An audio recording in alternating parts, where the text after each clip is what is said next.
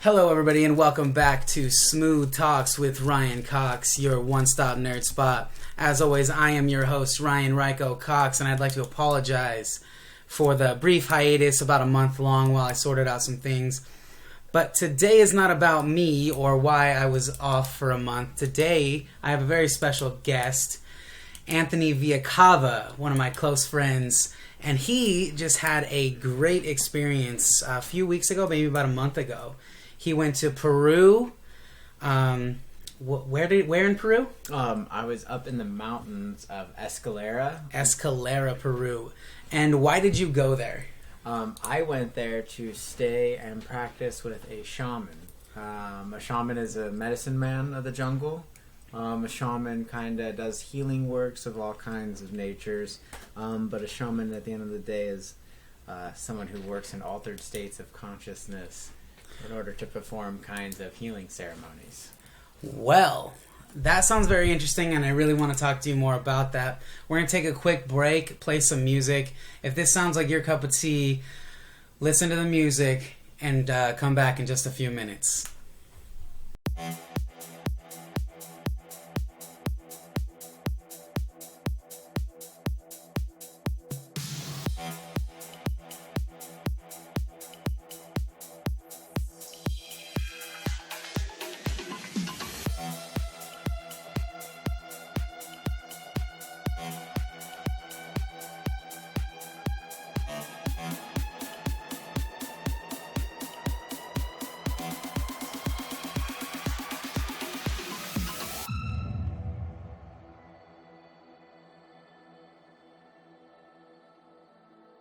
What if I go stronger? What if I get higher? What if I start doing things I know I will regret? I will make my own way, I will not surrender. I will do my best until I get put under. What if I go stronger? What if I go stronger? What if I go stronger? What if I go stronger? What if I go stronger?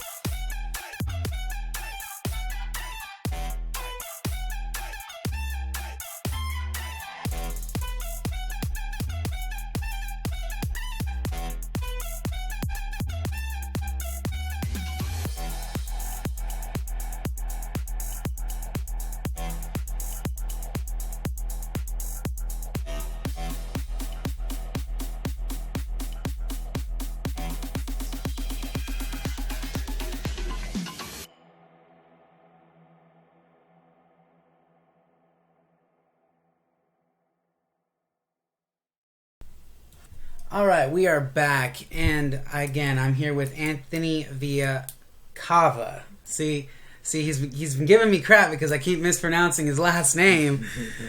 So, let's talk about your leading up to the trip. Okay. Yeah, totally. Before I let up, how I met the shaman I was staying with, his name's John, and he's a white dude. He's actually from the States, to give you a better idea. He used to build race car engines. Okay. And then he got It's a big step. Race car engines to shaman. I know, right? Definitely. But when he started on this path, that's when he ended up in Peru. He met his wife out there, and he lives up on the mountain. So he was in town because he has a daughter that lives in Vegas. Okay. Here. And I knew some people, and I'm always talking altered state experiences that I've had, weird stuff, UFOs, alien talk, mushroom talk, all that kind of stuff. Right. So my friend was like, "Hey, you're really into this stuff. I have a shaman coming in town. Do you want to do an ayahuasca ceremony?" So I'm like, "Ding, ding, jackpot! Yeah, let me in." Right. This is right up my alley. Cool. So I go, I meet him. We have the ceremony. It's a beautiful, beautiful experience, and I start talking with John because I'm like, "Hey, dude, I got some questions. Right. That was one hell of an experience. We need to talk." So we start chatting, and eventually he's like, "Hey, man, if you want to learn more, you're gonna have to come stay with me." So I was like, "Okay, let's make this happen. How can I work with you? Come to the mountain." So I get prepared. I buy my ticket, and honestly, I have no idea where I'm going. Because I really don't know them. I just communicate with him on the phone a couple times, and it was just gonna be me and his wife, him, and his wife. Excuse me. My friend Chris was supposed to go, but he broke his back and couldn't go on the trip. I remember you telling me that story. Yeah. So, so I get ready, and my plan was to bring one backpack. Just one backpack on my back, full of clothes, pretty much, for the mountain. And that's what I did. Okay. I brought my sandals, a pair of shoes, and a bag of clothes. Nothing else. Just nothing else. You didn't. Did you bring any cash? Did you need any cash? I brought like cash, and I pulled out some soles, is the currency of Peru for money. And you get 3-to-1 on the American. Okay. So your money go pretty far. Totally. So you didn't need to bring that much. Right. And I was already had it all planned to stay with them, and they were picking me up. So they were going to pick me up in a town called Chiclayo. Chiclayo. I'm having difficulty just pronouncing that. Dude, it's a pretty rough town. Everybody's kind of hurting for money. Right. So it's not the town you leave your groceries in the back of your truck. Oh, okay. I mean, John's had his taillights stolen in the middle of traffic off of his truck. Wow. Okay, so it's a rough town. It's a rough town. So I flew into Lima City, and then from Lima I flew to Chiclayo, where they picked me up. Picked me up, all full of hugs. Hey, what's going on? All super excited. And he's like, all right, well, we got to buy some supplies, before we go up to the mountain. They buy, propane, dog food. Yeah, stuff that they can't get up there. Get up there, totally. So we start driving, and we drive, 2 hours out, just through the mountains. And you're passing, farming villages, rice fields, cornfields. Did you ever did you ever think, as you're driving, right, and you're driving past all these towns, oh, this is probably the town. Oh, this is probably the town. What did you think, as you passed, did you really think, wow, how far out is this mountain? It started happening that way when it got further and further out, because then we had to pull off on the side of the road because they've had such bad rains that we got to a point where the bridge was washed out. Okay. So we just had to park and wait 4 or 5 hours while they finished building the bridge. There's nothing to do, so I took a nap in the back of the truck, and you just kind of wait. Right. And then it's nighttime, and I'm still not to where we're going, so I'm starting to think, well, where are we going? Right. And we finally get to the base of the mountain, and it's a little garage where he parks his truck and locks it up because doesn't want anybody taking anything. And I can't see anything because it's dark and it's raining. It's super dark. There's there's no street lights. No, there's no street lights. It's they're dark, village people. Yeah, so to really paint it out, their houses are made out of clay bricks. Yeah. They most of the people sleep on the floor. With a blanket. Yeah. They don't have anything. Some people don't have shoes. Their clothes are super limited.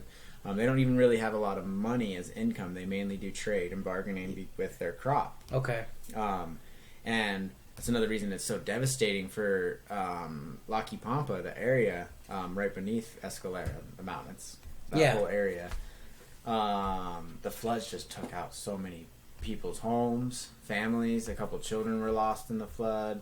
I mean, people lost fields of like their rice fields. And that's they've their lost. livelihood. Yeah, they've lost everything. Right, they've lost it all. So it's kind of sad. No, it's very sad. But we get there, and so then he's got two buddies to help us carry up all our gear because he's got like propane tanks, dog food, and stuff, and they help us carry it up via donkey. So they load up the donkeys, right? And he gives me a pair of boots. He's like, "You're gonna need these. You know, it's pretty slippery out there." He's like, "We gotta hike up the mountain now." They just happen to be your size. Yeah, I know, right? I'm like, all right, this is perfect, thanks. So we start the trek up the mountain, and it's like a 3-mile hike through the mountain. Yeah. You know? And you're kind of like, okay, oh boy, you know? And he's like, hey man, like, I got a doobie. You want to smoke a doobie on the way up? I'm like, heck yeah, let's smoke You're a like, doobie. what the Go fuck? up the mountain. Let's do this. Did you even have to ask? Let's do this, baby. So we smoke the doob and start hiking all over the place, and then he's kind of messing with me because, you know, I start getting a little nervous, you know, paranoid a little bit. the weed will do that, plus the not fact even that that, you're in nowhere's land, you know what I mean? Exactly. That's what started getting me, because like we're walking around, I'm like, where's this guy taking me? Right. You know, like wait a minute, why did he want me high before I got there? I'm in the middle of nowhere. Okay. So it was funny because then he starts fucking with me because then he's just like, I think it's this way. And I'm like, what? You know, he's like, it's either this road or that road. And I'm like, dude, it's like 10 o'clock at night in the dark and it's raining and muddy. What do you mean you don't know which road? You live out here, you know, but he's just messing with me. Right. He's a shaman, you know, he feels out emotions. You know, it's like he wanted to see where you were at mentally. Totally. Absolutely. On the way there. Absolutely. Because, you know, it's like when you have an angry person in the room, you could just tell. Yeah, you can just tell. There's tension in the air. Yeah. So it's like that's what a shaman will do. It'll read out the emotion. Really? It. So after your complete, utter meltdown on the way up to the mountain of like you think you're gonna get taken or somewhere, he's just messing with you. Do you get up to the top of the mountain, obviously, and or is it at the top? Is that where his house is? It's pretty much at the base of like another top part of the mountain because they're all the way in the back, and then because there's other little homes and family homes along the way. But yeah, I get there and it's dark and pretty much it's like past midnight and I'm exhausted. I've been flying for like 24 hours, and now you've been hiking for the last 3. Yeah, and I'm just like I'm ready for bed. Yeah. So I go to sleep and I wake up the next morning. I'm in this beautiful area of just like mountains for days, and it's so green. It's like Jurassic Park. Wow. You know, waterfalls are flowing around. Are you serious? I'm serious. Dead serious. Wow. Serious. I mean, we sounds drink amazing. Fresh water from the waterfall every day. I mean, they have a garden I would pick potatoes out of. That sounds amazing. Have potatoes for breakfast, chicken eggs out of the chicken coop. This is how they live. You know, they do everything themselves for the most part.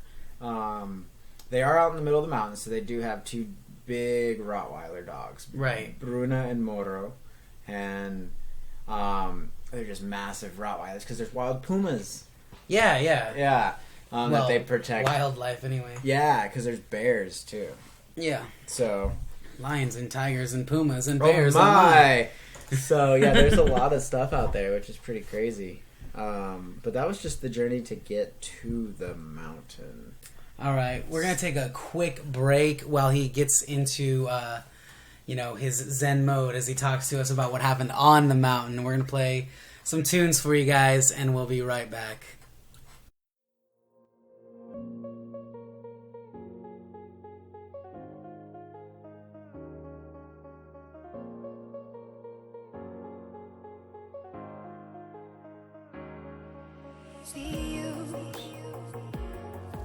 See you on the other side. Stay alive.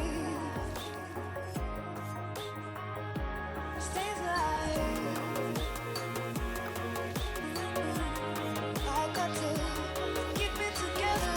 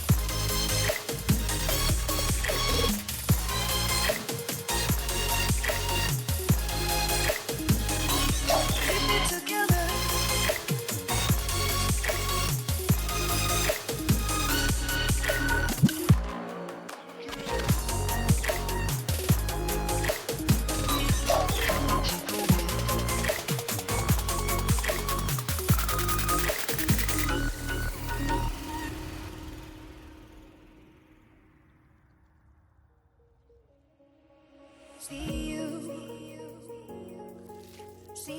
on the other side. Stays alive. Stays alive. Ooh, I got to keep it together. Keep it together.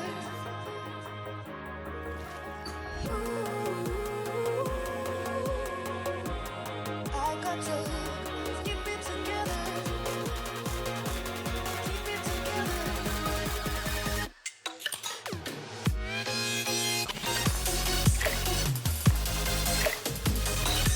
Keep it together.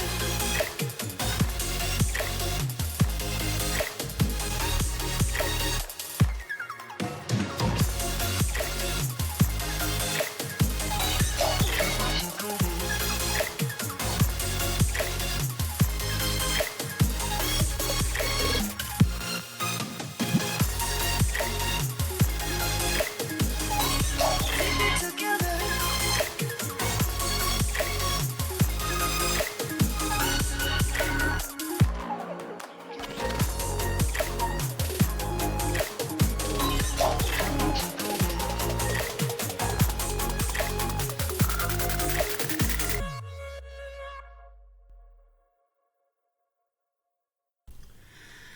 All right, guys. I hope you guys enjoyed the tunes. We are back again. Ryan Ryco Cox with Anthony Viacava. Yes, I did it. Viacava. I did it right. This is the third time I stumbled a little bit, but you know it's okay. It's all good. It's okay. We left off. You were talking about you woke up, right, and you saw waterfalls, which is just amazing. I'm already picturing that. Like, I can't wait for my trip to Peru because I want to make that happen. So how did you guys get started? Was it just like you went into the living room and he's like, okay, we're going to do this, this, and this, and that's what's going to happen? Well, kinda, because I had to do my own healing work too. You know, Okay. because you go up there and before you do like things like Ayahuasca ceremonies, San Pedro ceremonies, smoke ceremony, meditation ceremonies, all kinds of different kinds of stuff. You got to figure out what you really want to do. What are you trying to get out of all this? Mm-hmm. Mine, for me, I found out quickly that a lot of it was dealing with my dad.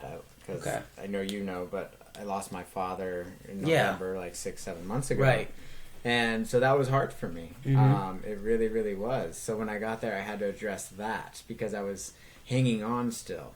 I hadn't really accepted it, let it all in, did my grieving, whatever I needed to do to really accept that, you know, he's gone now and okay, life's new. Right. So I had to go through that whole healing. And it was interesting because we did it with a smoke ceremony. A smoke ceremony. Yeah, so smoke ceremony is what it does is shaman will kind of take you up to the spirit room. Mm-hmm. And it's just a little house where we do ceremonies at. It's really cool, cozy. And he does it with pot. So you Okay. smoke some pot out of a steamroller, but a shaman does it really, you know, it's all for the spirit. So pot is a spirit plant. So you gotta, you know, really put your intention into the medicine, what you want out of this. What do you really want? It's really interesting when someone looks you in the eyes and asks you a serious question like, what do you want? What do you really want out of this life? What are you here to do? Mm-hmm. You know? And then you kind of sit there dumbstruck like, shit, what?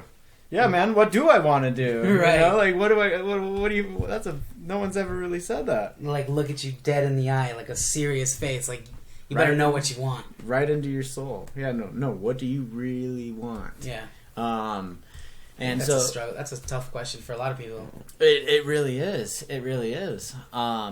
So for me, it was interesting because he's like, well, you need to learn the difference between when you're in your head and when you're in your heart. Because what's wrong with the world nowadays is no one's in their heart. Everybody's in their head. They're all thinking about themselves. They're thinking about the world, but they're not really feeling out the love. And it's just destroying everybody. That's why people are so emotionally fucked up. Okay. They have a lot of stuff like all this sickness in the world is just past traumas that people go through, and the spirit can't take that, so it gets sick. Things develops things like diabetes, cancer, PTSDs, alcoholism. It's when the spirit can't take that. It's not supposed to take on that kind of baggage. and that's what kills people. Doctors will never ever find the cure for cancer because they're not looking at the human spirit. They're just loading you up with all kinds of drugs. It's an evil marketing system. Well, yeah.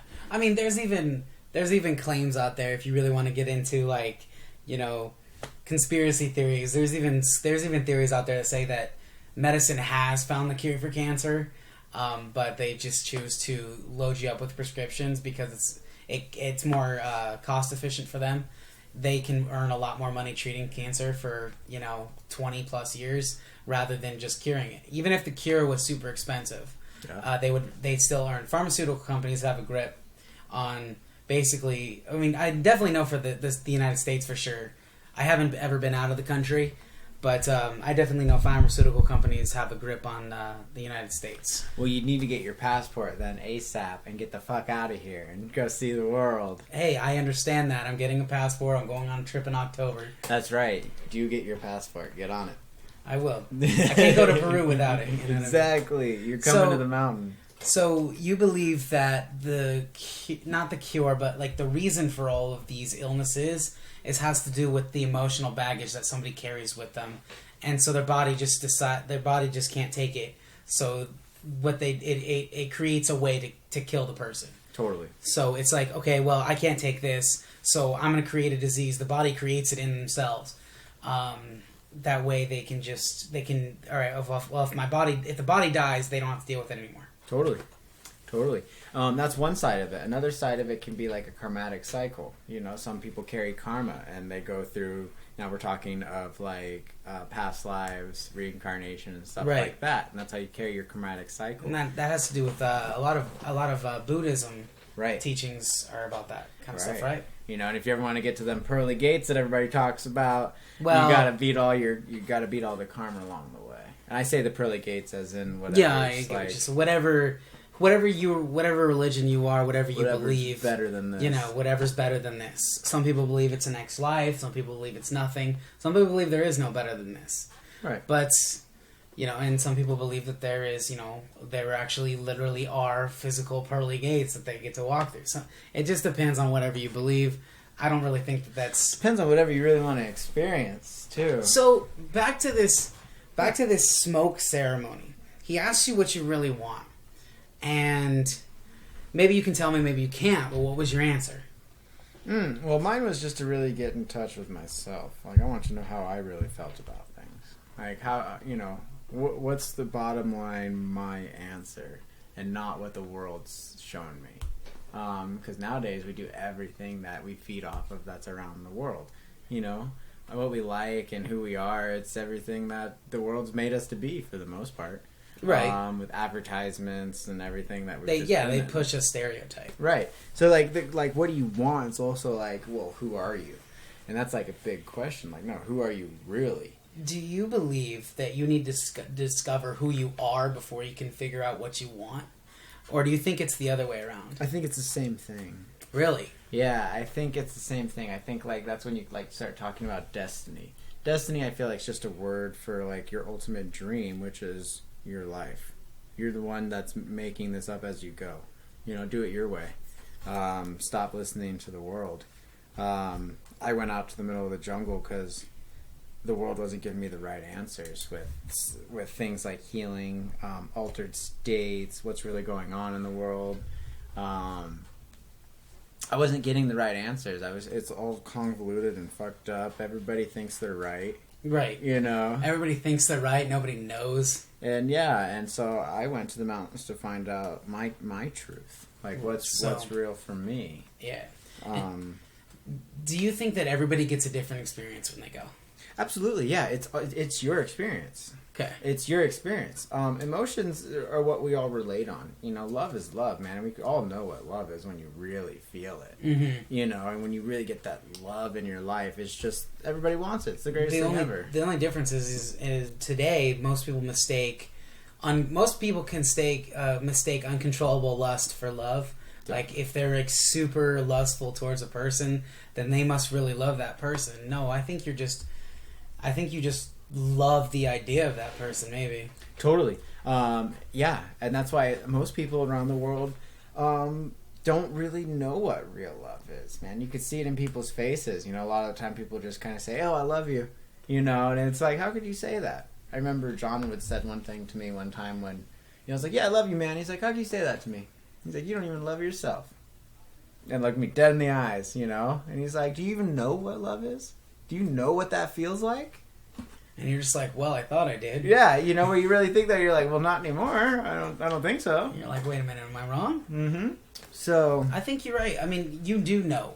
I think you do know. When he asked you, do you really know what it feels like? And you do know, because you really did love your father. right, You know what I mean? definitely. But to let that all in, Yeah, it's hard. is something totally different. You know, like I said, it's interesting when you could have a conversation with a person and get more out of it than you did with a real conversation when they were ever here. Absolutely. You know, Absolutely. that's So brings me to my next point. So you did the smokeout ceremony, right? And John asked you what you really want. You kind of, it sounded like you might have struggled with that for a little bit, and then you said, you really want to know yourself. What did he do with that information? Well, that's when he just kind of. So then that's when the shaman lets you do it all. Okay. You can only heal yourself. Shaman doesn't heal anybody. He just kind of sits with you while you figure it out. And if you get a little crazy, he'll calm you down. He sets you back in place. He'll let you, yeah. So he lays you on a massage table, and kind of lays you there, and just tells you, go into your heart. What does it look like? What does it feel like? Where are you at now? And really get in your heart. Okay. And it kind of sits you there, and that's when a shaman kind of plays some games, because now he's feeling out your emotions. What's going on? How you feeling? For example, like I got scared at one point, because I was like, I don't know what he's doing. What am I doing here? What is it? And I let in all this fear. And that's when, he'll write it out, and then he'll move you toward your heart again, and you feel your heart, and you feel all this love. And that's when I felt, my mom. And it was just so overwhelming. I'm like, oh, that's nice, cool. And then he brings me back and then sends me to my dad, and then I start crying, and it's really emotional. And that's when he's like, see, that's how you're hanging on to this. He's like, you're feeling sorry for yourself. Dad's not around anymore. You don't know what to do. You're hanging on to him. It's making harder for him to do whatever he needs to do now, because you're hanging on, and now that's holding him back.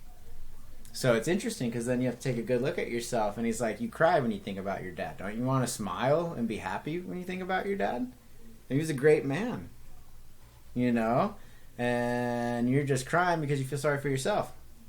It's really interesting. 'Cause I'm like, shit, yeah, I'm a little jealous. He's got all the answers I want. What the fuck's going on the other side? Yeah. What's really going on? So he lets you write out all these emotions so you can figure them out. So how you're feeling, and you can control those emotions, because a lot of times people can't control their emotions. That's why most people, when they say, oh, I took LSD or ate a mushroom at a party and I tripped out, I had a really bad experience, it's because they don't know how to control all these emotions. I mean, all this energy starts coming in, and people let it get to them instead of just letting it flow through them.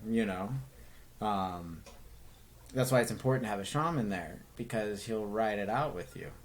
Sometimes if you start getting in a bad place and the energy's not right, he'll start shaking his rattles at you. Change the vibration of the room. It's like music, You're in a bad mood, listen to a good song. Gets you out of that little funk. Okay.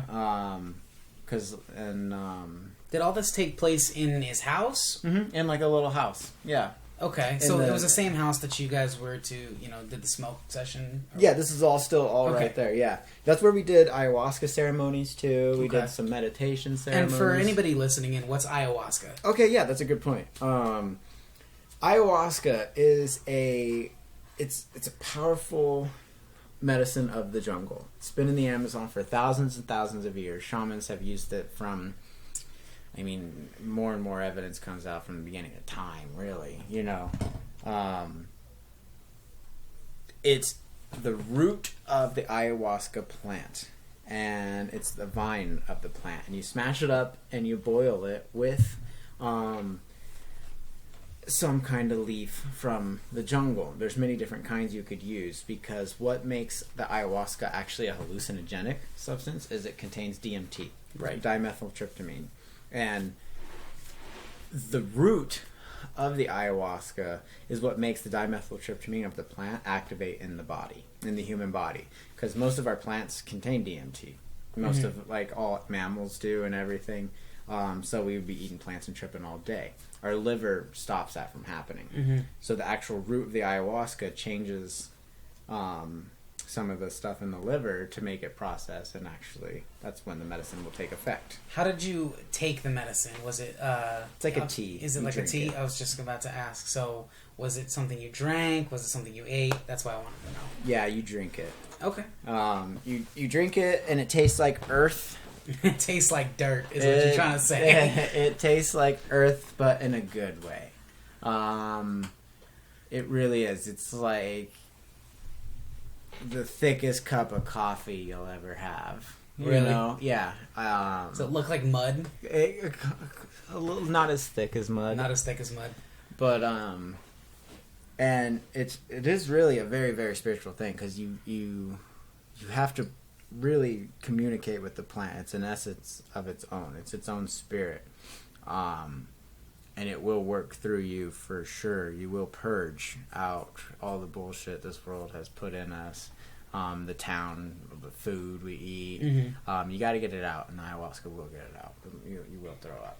Wow. Yeah, but it's all good. We've thrown up once. You can throw up again. You can throw up again. Not everybody likes the feeling, but who does? You know. Right.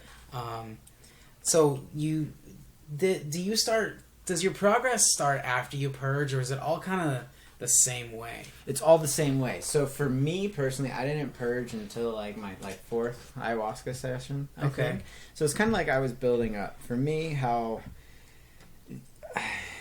to explain like your experience, I like the saying. It's kind of like trying to explain an orgasm to a tree. Yeah. Yeah.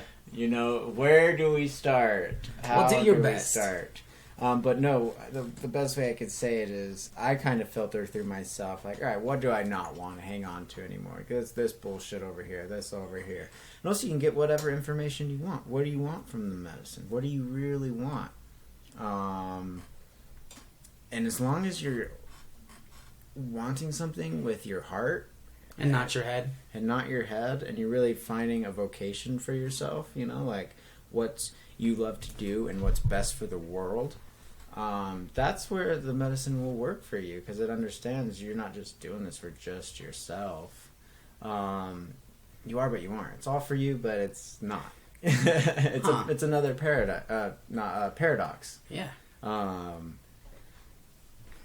Interesting. Very, very interesting. Yeah, so you really, really got to talk to the plant. You got to make a connection with it. That's why a lot of times if he'll have people come up there for things, all kinds of things, addicts, depression. So this helps with not just, it doesn't help just with people who are having problems letting go of maybe a person who passed away, but it helps with you said it. You mentioned mental disabilities. Yeah, you mentioned like other diseases. Diseases that don't have cures for. Was there anybody there with you? Or was it just you? Yeah, we actually had two ladies come up for a healing ceremony. One woman came up, and strong lady, had a lot of cancer, full of cancer all over, breast cancer. It was in her lungs. They chopped off her right breast. These doctors just chopped her up to pieces. They took her ovaries out for no reason. Cancer wasn't there yet. What they're saying. Now they were trying to chop out her her right lung or her left lung. Just all bullshit, and just stocked her up with radiation, chemo, and she was just really, really sick lady. I'm against chemo personally. I think chemo is one of those things that it's once you reach a certain point, your body, you are injecting poison. Chemo is poison. You are injecting poison into your body. And I feel like as you're younger, if you have cancer, chemo might be good, because your body is equipped. It's stronger to fight that poison and the cancer at the same time. The chemo's the poison's supposed to be getting rid of the cancer, right? But from what I've experienced and my personal experiences, anybody over the age of like 55 that starts doing chemo, the chemo just kills them faster. Dude, chemo is it's so terrible. Like, I watched my dad go through it for a long time, and it's just kills you. It's nasty. It's inhumane. It is. You lose your hair. It's everything. It is bad. I've seen people, like I said, on the younger side. My mother actually had cancer, right? And she actually beat it. And I believe it's one of those things that you have a chance of if you want to use chemo to beat cancer. I feel like you have a certain time frame. I could be wrong, because I mean, humans are so fragile. We can die so easily, right? But when you're younger, when you're in your mid-20s, mid-30s, you are basically at the prime. You're going to be as strong as you're ever going to be. You know what I mean? So I feel like maybe chemo is good for people around those ages, but anything past like 55, your body is already on the last. You're in your last 30 years. Well, what sucks is it's just when people get up to that age, that's when the system abuses it, because they know they're just going to feed into it. Get the old timers that believe this, because like my dad wouldn't. He believed the doctors more, than my lines of the altered state life and the emotional traumas behind it that we carry and hang on to. He wouldn't have gone my route. My father wouldn't have. So it's not something that's for everybody, but it is for the people that are done with the bullshit that's not working for them. I agree. I think chemo is horrible. It really is. It's modern medicine's best answer to it, but best answer to a problem like cancer. But like you said, there's other treatments out there that maybe people don't know about, which is why I'm happy that you did decide to talk about it. There's so before we get into it, we're going to take one more break. We're going to listen to some tunes, and then I want to ask you a couple questions about your experience and what you took from it. So we'll be back in just a few minutes, guys.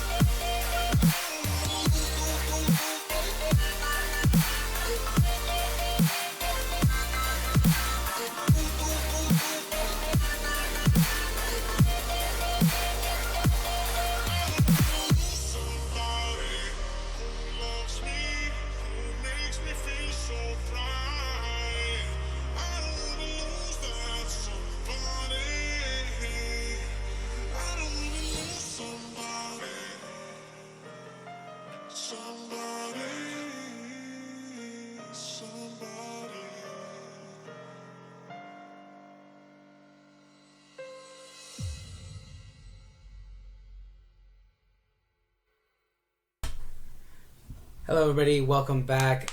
Again, I am Ryan Ryco Cox with Anthony Viacava. Yeah, I keep trying to put another VI in there. It's Anthony Viacava. Sorry about that. So we were left off. We were talking about the ayahuasca type of ceremonies that you would have and the things that you were going through. You said something about the plant. It's going to give you what you want out of it. So explain to me what you got out of it. Okay, so I got a lot. For me, what I wanted, I remember my first ceremony with ayahuasca up there. John does ask, like, what do you want? Why are you here? Mm-hmm. Why did you come to this mountain to do this? What do you really want out of this? I knew what I wanted. I've always been into shamanism and altered states and the way people think and the emotion behind it, like what people do. Like, why do people do that something? What emotion made them think, I'm going to do this? Mm-hmm. So I wanted to know me.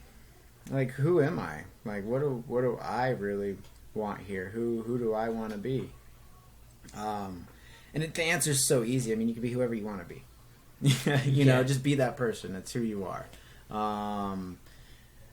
Be a good person, obviously, is the morals here of, when it comes down to stuff like that. But that's what I wanted to know. And I've always known who I am, but now it's like I've set it in stone where I'm not. This society and our culture doesn't, dude, it could steer you wrong. I mean, all the advertisement out here, it's fucking distraction. Chances are good that it will. Right, it totally is. When I came back from Peru, I had a hard time adjusting because I was like, shit, I got to get out of here. I want to go back to the mountain. I want to go back to Peru. It's peaceful there. It's clear. It's not so convoluted as like everyone else because energy lingers and it's just all over the city. Hey, let me ask you a question. Is it hard? So, a little bit over the break, we were talking about, I said that I wanted something like that. I would like an experience like that. But at the same time, I'm kind of nervous. I'm kind of scared about, what I'm going to get out of it or what it's going to take out of me.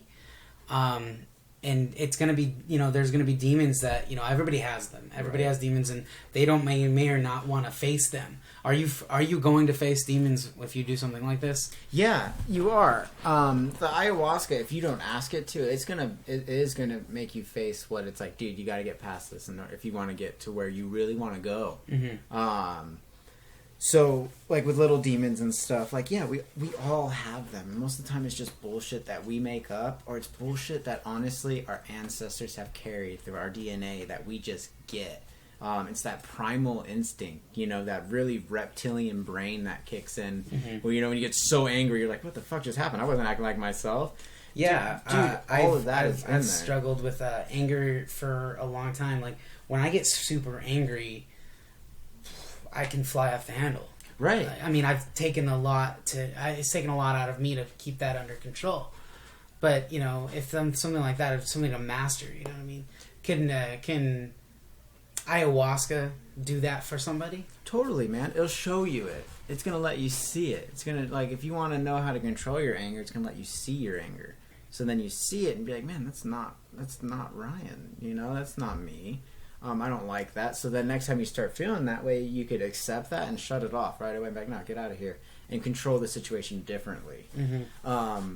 So yeah, but the thing is, when it comes to facing your demons, do it. Because then they're gone. And then you leave them gone. A lot of the times, John will always talk about, people are like, hey man, during my smoke ceremony, it's like a cleansing. He gets rid of a lot of the bullshit. Like I said, you pick up bullshit when you're in the city. People ask, well, what'd you take out of me? And he just looks at me, he's like, you want it back? No, right. Then shut up. Don't worry about it. It's gone. It's gone. Let that shit go. That's what this is about. Yeah, exactly. So, yeah, go out there. Face whatever demons you want. Do it at your pace. If you're not ready for the whole grand scheme of things, well, you're probably not going to ask for it. But right. If you're going there and you got a calling to ayahuasca, to ceremonies, it means something's unbalanced and you're trying to balance it out. Mm-hmm.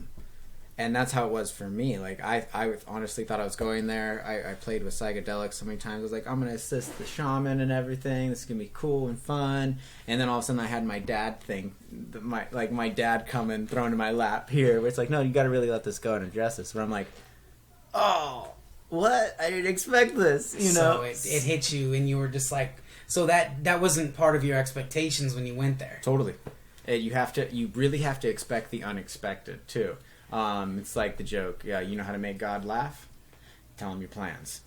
Yeah, exactly. You know, like, so you have to expect the unexpected. But it's exciting because sometimes you don't, all the time, you don't expect it. And it's like when you think you got something good going, you really got something great going when you just get into it, and whatever it is, it is. What I mean by that is, I'm going back to Peru. I'm going to stay with them for a while, and I didn't expect that at all. You know, I thought I'd do a little studying with him, figure out a little more, and come home and see what happens. What's your overall goal? What do you plan? What do you want to get out of the time that you spend with John? I would love to be able to get more people to come to the mountain to do some healings, to do some ceremonies. Like, I really believe this is the strongest medicine in the world. It's the biggest magical miracle plant there ever has been. That and ayahuasca and pot. They're amazing plants that could do real healing for people if people just open their mind and let the experience just take over them. We're really spiritual people. It's just we get wrapped up in our society, and it really blocks us in to angles. Instead of being like a circle and free and flowing, we're all trapped. So, well, it's like weird for me when I smoke. If I were to smoke or I eat like an edible or something like that with marijuana in it, I tend to not let the experience take over. I tend to want to control that experience. And so with that, when that happens, I either end up getting like paranoid, or I just don't like the way that it makes my body feel, because it doesn't feel normal. So right. what is there a way to get past that? Yes. Or yes. How? Okay, so what's really important is, again, we were talking on the break about, like, a lot of times I like to do my meditation and talk to that plant, let it know your intention, because like I said, if you want to just smoke and get a little stony baloney, get a little high, and hang out, smoke it, you're going to get that. Mary Jane has no problem. She's like, yeah, chill out, done. You know, you're good. But when you really set your intention, sit down with it. If you're going to smoke it, sit down with that pot. Tell it your intention. Like, hey, I just want to, if you want to just relax and not be paranoid, tell it. I want to smoke this because I've had a long day or whatever. I just like to relax, chill out. I don't want any of that paranoia stuff. Get that out of here. No paranoia. Because you got to think, a lot of time people growing this stuff in town are paranoid. They're going to get busted. The cops, the FDA is going to come in and rob them. That energy. Well, cool thing we don't have to worry about that in Vegas. Right. You know, I mean, FDA maybe, but like there is paranoia behind that sometimes that lingers to the plant that you got to like get out of there. So just tell the plant, so you there's know, like... So there's really energy in the plant. Absolutely. And so when you smoke it with the wrong intentions, you tell the plant, really you're telling your mind, this is what you're supposed to get out of this plant. You're making a connection. Yeah, you're literally making a connection. So your brain, I believe your brain is the last unexplored, well, you know how they say that, you know, we explore the oceans and stuff like that? Your brain, everybody's brain is like an unexplored ocean. We use 10% of our capability, right? So, you know, you're telling your brain what you want out of this, and your brain can make that happen for you. I kind of understand what you mean now. Totally. Because I do believe that your brain can literally do anything for you. There's nothing more real than the fact that, you know, if you think it, you can be it. That's real. That's real fucking shit. You know. Totally. I mean, look what we're doing right now. I mean, with computers, all this is human beings made all of this. So if you make a connection with the marijuana, with the ayahuasca, this is what I want. This is what I need you to do for me. You're making a connection that connection goes between the plant and your brain, so you know your brain knows exactly what to expect when you smoke that, or when you drink it, or when you eat the edible. Is that what you're talking about? Absolutely. But the thing is, get out of your brain and go into your heart with it. Really give that plant some love, because it's doing you the favor. You need to be it's grateful. Getting you there. Right, it is. It's that shortcut. You know, that's what I was talking about again. Like, the ayahuasca is a shortcut, because even the psychologists are saying that one ayahuasca session is doing up to like 15 years worth of therapy sessions in one night. Just because it's so drastic and it's such a reset, and it takes you right where you're at. You know, It's like you walk into a therapist's office and, your therapist is like, all right, well, Anthony, we got to talk about your dad. Fuck you, I'm out. And I leave and I walk out the room, shut the door, and it's easy. Week. Yeah, easy. With you drink a cup of ayahuasca and you're it's in like, it. hey, yeah, You're in it for there's the no haul. getting out of this. You have to face this. I get it. So you're obviously not in Peru. We're not doing this podcast in Peru right now. So what have you taken from you're going back. What have you taken? What are you doing now that that's stuck with you from the mountain? Dude, nowadays I'm doing a lot of stuff. I'm trying to branch out to more people out here in the healing community, going to meditation groups, full moon meditation circles. Well, there's ayahuasca. You can get ayahuasca here, right? It's hard. There's a couple of churches in the United States that had to go the churchy route in order to make it legal, because it is illegal. Yeah. So I don't know if I would go into that in the States. I would love, because you could do more healing stuff just by talking to a person and getting them to really absolutely. let out what's going on, what's really happening with you. You could do chakra alignments, Reiki, stuff like this. I mean, if I always tell people when they're like, well, how do you know if you're unbalanced? If you think you're unbalanced, you are. You probably yeah, you are. Yeah, you are. You wouldn't even have that thought if you were. Exactly. So if that's the case, because sometimes people just look at me like strange. Well, like, I don't see the reason to do that. And I'm like, well, then you're probably good. Don't worry about it, man. This is something I do, and it's... Because it can help people. A lot of people. Definitely. If you're part of the lucky 0.01% that probably doesn't have anything that they're struggling with, right. Congratulations. Good. It's here for you when you are. Yeah, some people let go really easily, and they don't hang on to things, and they could really accept things, let it in, and let it go. Let it go. But like that's why I like this medicine. It is super strong for people with a lot of things. There's a lot of good articles online about even like schizo patients with it, suicidal patients with it. A lot of military vets with their PTSD right now are going into it and having extremely successful. So you're reaching out to a lot of these meditation groups and things like that. We talked a little bit over the break about you're doing like a meditation every week. That you used to do on the mountain, so now you're just doing it with marijuana. Would you recommend this is only for somebody that does have things that they want to get rid of, or would you recommend it also for somebody who's just interested in it? Like for me, I have some things that I'd like to get rid of, but I don't necessarily know that I would need such a drastic experience like as ayahuasca. I'm more interested in. I want to go to Peru because I want to check it out and I want to see what it's about. And obviously, I'm intrigued about the experience and what it can do for me. So, what would you recommend? You would recommend that for anybody who's interested, or just somebody who really, really feels like they need the help? A little bit of both. I always tell people to really do your homework. Like if you're interested in an ayahuasca ceremony. Ask yourself, all right, why are you interested in an ayahuasca ceremony? Are you going there for healing in something? Or are you going in there because you're curious? And it's okay. My first ceremony when I met John in Vegas, I was kind of just curious. Right.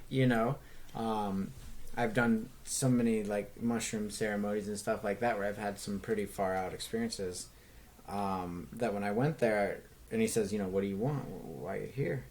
My first time I kind of didn't know, so I was just like, I want to learn, I want to love, and I want to heal. That seems like a pretty good round area to start. What's going on here? And, I got my answers. And my answers was, okay, I need more, so I'm going to need to learn more.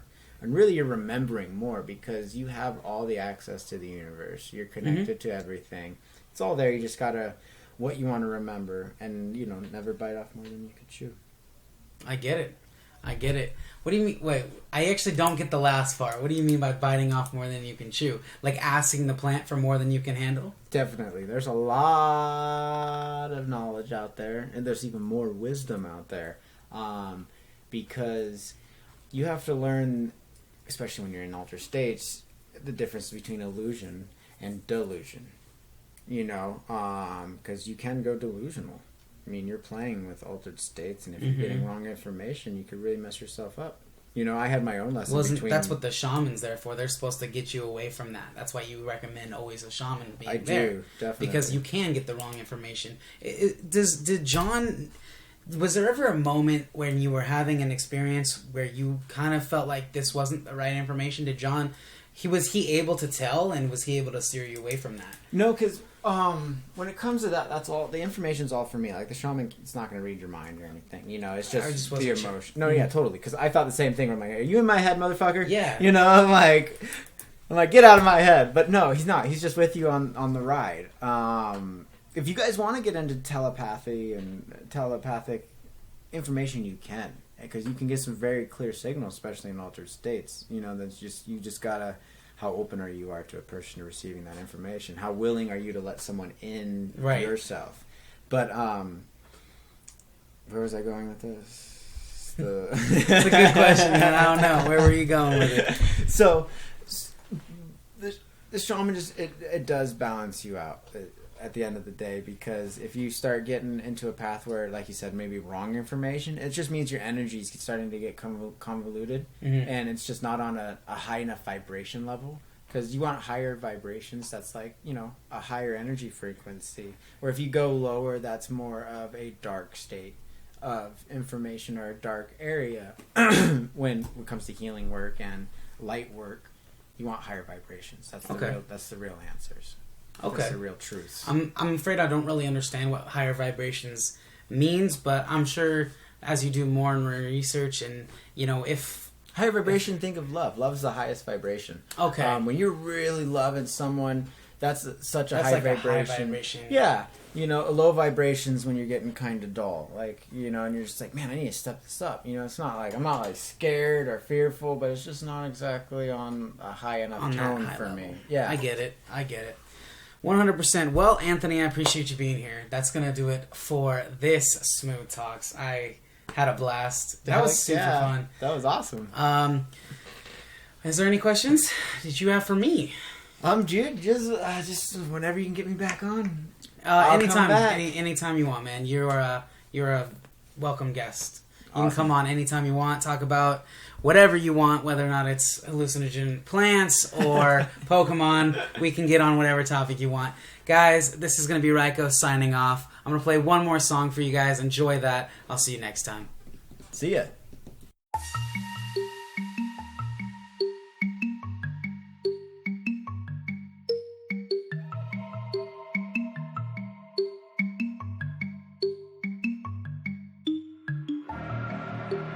Take what you want from me.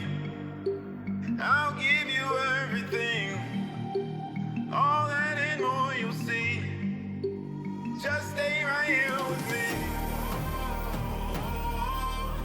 Love is not fiction, but this time the story's about a king and a queen will pretend to be with paper crowns.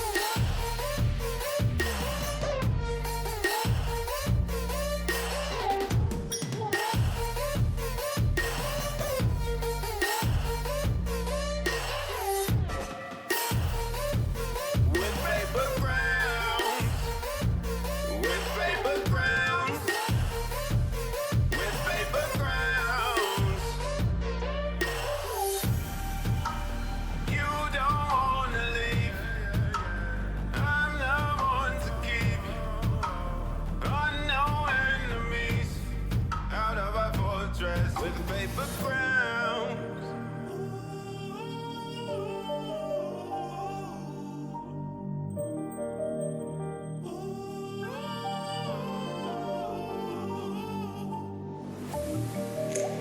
Take what you want from me. I'll give you everything. All that and more you'll see. Just stay right here with me. Love is not fiction, but this time the story's about a king and a queen will pretend to be